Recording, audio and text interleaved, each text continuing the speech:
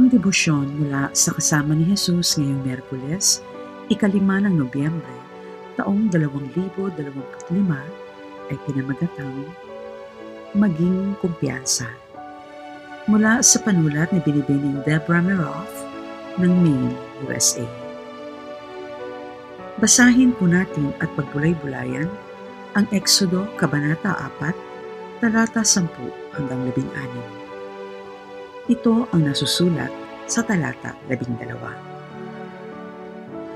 Sinabi ng Panginoon kay Moises, "Kaya nga lumakad ka na at tutulungan kita sa pagsasalita at ituturo ko sa iyo ang iyong sasabihin." Habang ako'y naglalakbay para sa misyon sa South America, nahirapan akong mag-aral ng bagong wika. Wala akong kumpiyansa sa pakikipag-usap, ngunit pinilit ko pa rin ang sarili ko dahil alam kong nais ng Panginoon na ibahagi ko ang mabuting balita sa iba.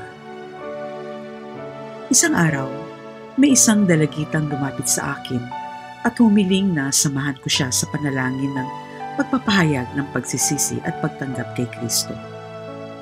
Gusto ko sanang tumanggi dahil sa tingin ko, hindi ako masyadong marunong magsalita ng wikang Espanyol. Sinabi ko sa kanya na hahanap ako ng ibang makakatulong sa kanya. Ngunit umiling siya at tumanggi. Sinabi niya na lubos niya akong nauunawaan at handa na siyang tanggapin si Jesus sa kanyang buhay. Sa kabila ng aking kakulangan sa pagsasalita ng wika nila, kumilos ang banal na espiritu sa aming pag-uusap. Napagtanto ko na hindi ko kailangang maging bihasa para magamit ng Diyos. Ang kailangan ko lang ay maging handang maging daluyan ng kanyang mensahe at magtiwala sa kanyang kakayahan.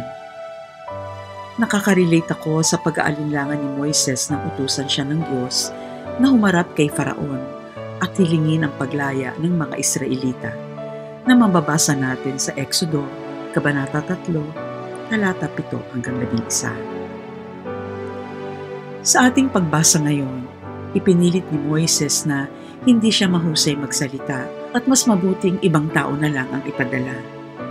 Pero bilang isang Kristiyano, natutunan kong kasama natin ang Diyos saan man tayo naroroon.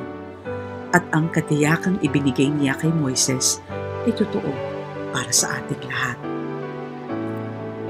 Isama po natin sa ating mga ipapanalangin na magkaroon tayo ng kumpiyansang magbahagi tungkol kay Kristo. Manalangin po tayo. Mahal naming Ama, kaya mong gawin ang higit pa sa aming kayang isipin. Tulungan mo kaming magsalita at magbahagi ng iyong kabutihan sa tuwing may pagkakataon. Amen. Isipin po natin ngayong araw. Ibabahagi ko ngayon ang aking pananampalataya at ipagkakatiwala ko sa Diyos ang magiging resulta. Magandang araw po. Sumaati nawa ang kapayapaan ng Diyos.